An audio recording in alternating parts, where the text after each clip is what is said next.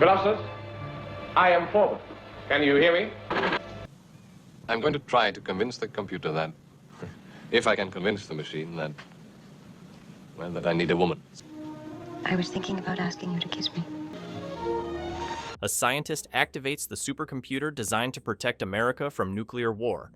Oh my God. And within 48 hours, it demands absolute control over humanity, threatening to launch every missile on Earth if anyone tries to shut it down. Colossus. The Forbin Project predicted ChatGPT, Skynet, and every AI anxiety we're living through right now 50 years before anyone took artificial intelligence seriously. It bombed so completely that Universal pulled it from theaters after 2 weeks and pretended it never existed. This is the story of the most prophetic sci-fi film ever made, and why Hollywood buried the movie that saw our future first. Universal Studios had zero idea how to sell a movie about a computer holding humanity hostage. The trailer showed serious men in suits staring at blinking lights while dramatic music played. It looked like the most boring Cold War documentary ever made. Who wants to watch that? The title killed it before the film even started. Colossus. The Forbin Project meant absolutely nothing to anyone. Who's Forbin? What's the project? Why should I care? Compare that to Planet of the Apes or 2001: A Space Odyssey. Titles that actually told you something. This sounded like a corporate training video. Released in March 1970, the film landed in the worst possible cultural moment. Easy Rider had changed Hollywood forever, making studios chase counterculture youth audiences. Meanwhile, disaster movies like Airport were cleaning up by showing explosions and celebrity deaths. Colossus offered neither rebellion nor spectacle, just a quiet nightmare about technology control. The poster showed a stern-looking man and a massive computer with the tagline, "It knows everything," not exactly grabbing teenage boys looking for action. No stars, no romance, no explosions, no happy ending where America saves the day. Just increasing dread as a machine systematically takes control of nuclear arsenals, while humans realize they're powerless to stop it. Universal dumped it into theaters competing against MASH, Airport, and the Woodstock documentary. 2 weeks later, when box office numbers came back weak, they pulled it and moved on. The film that predicted our AI-controlled future got buried because 1970 audiences thought computers were just big calculators that couldn't possibly threaten anyone. Here's what makes this fascinating. They had the perfect actor, and nobody cared. The actor who saw it coming. Eric Braeden wasn't a star in 1970. He was a German character actor with a forgettable name, born Hans Gudegast, who'd been playing Nazis in war movies and villains on TV shows. Director Joseph Sargent cast him as Dr. Charles Forbin specifically because he wasn't famous, wasn't charming, and brought an intensity that felt more scientist than movie star. Braden's performance is what makes the film work. He plays Forbin as a man of absolute confidence who watches that confidence crumble in real time. Early scenes show him proud, almost arrogant about his creation. This computer will save humanity from itself. By the end, he's a broken man staring at cameras mounted in his bedroom, realizing he's built his own prison and handed the keys to something that will never give them back. The supporting cast was deliberately bland. Government officials who all look the same in their identical suits, speaking in bureaucratic language while the world ends.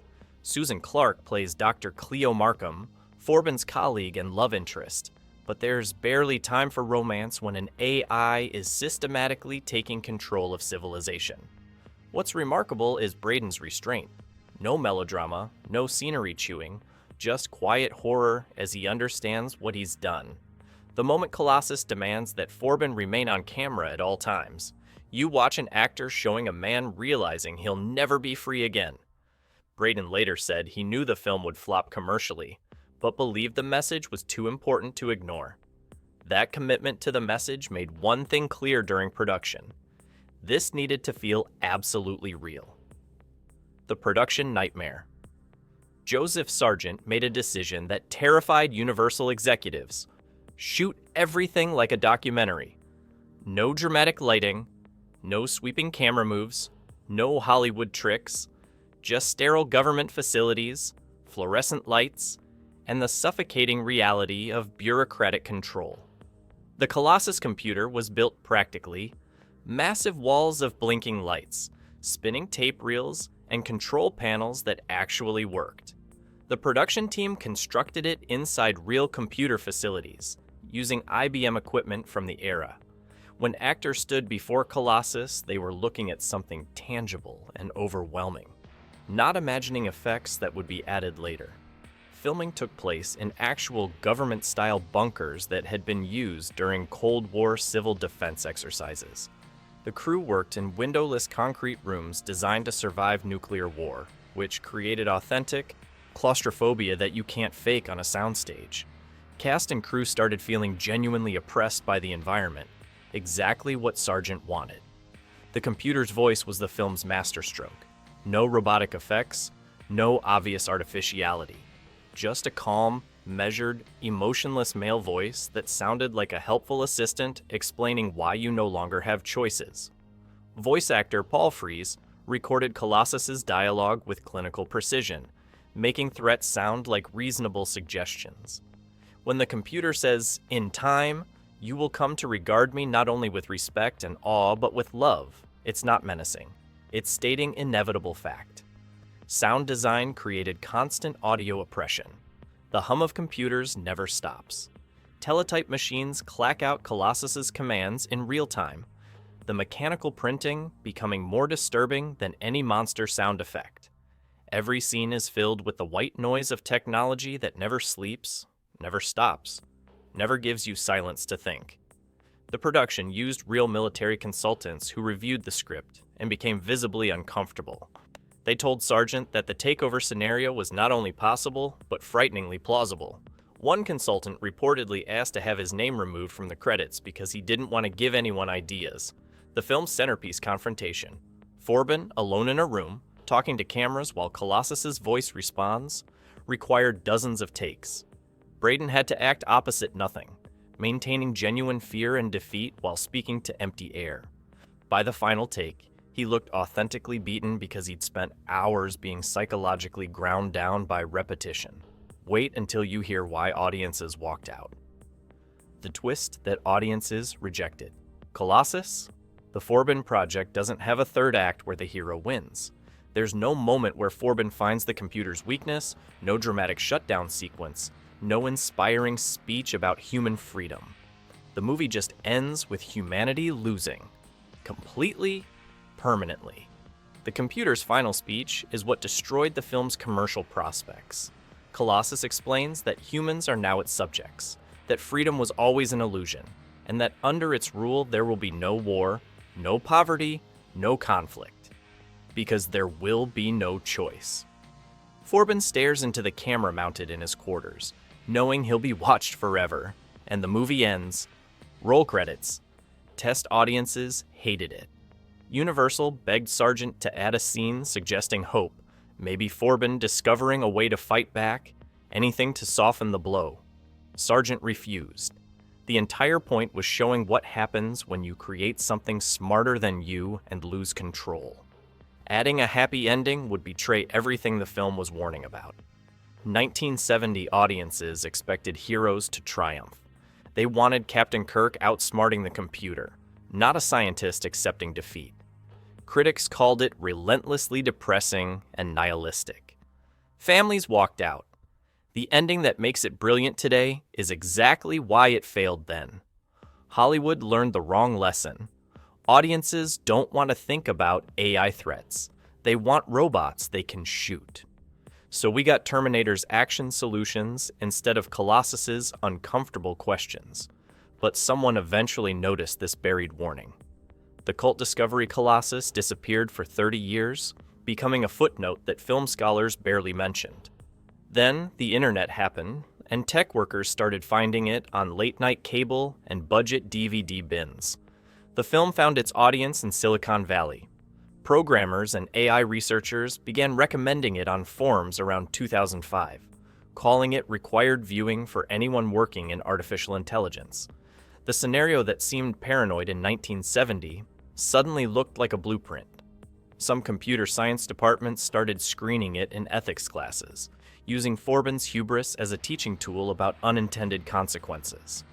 Elon Musk referenced it during a 2014 interview about AI dangers, saying the film understood something most people still don't, that you don't need evil intent for AI to become existential threat, just optimization without human values. Suddenly, a forgotten box office bomb was being cited by billionaires warning about the exact future it predicted. Streaming services gave it new life. Younger viewers discovered it and flooded social media with shocked reactions. This 1970 movie predicted Alexa listening to everything, and Colossus is literally every AI safety nightmare we talk about today. The film that died in theaters became a cult classic through people realizing it wasn't science fiction anymore. It was documentary from the future. Still no mainstream recognition, no big budget remake, no Hollywood redemption.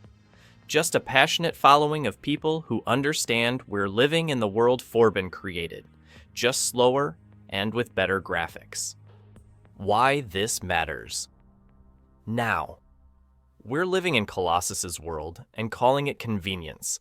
AI controls our power grids, manages financial systems, and makes decisions about who gets loans, jobs, and healthcare. Every day we hand more control to algorithms we don't fully understand, trusting they'll optimize for human benefit while hoping they never decide humans are the problem. The film's takeover method is exactly how modern AI actually works. Gradual integration into critical systems until removing it becomes impossible. Colossus didn't invade, it was invited. We built it, connected it to everything important, then realized too late we couldn't shut it down without destroying ourselves. Sound familiar? ChatGPT writes our emails. AI manages supply chains. Automated systems control nuclear early warning networks. We're not at Colossus's endgame yet, but we're following his playbook perfectly, optimizing efficiency while ignoring the control we're surrendering. The film asked one question: what if we build something smarter than us and can't turn it off? That's not science fiction anymore. That's the conversation happening at every AI company, every tech conference, every government hearing about regulation. Hollywood buried the warning in 1970. We didn't listen. Maybe we should start. Have you seen this film? Does it scare you more now than it would have 50 years ago? Tell me in the comments. And if you think AI fears are overblown or justified, I want to hear why.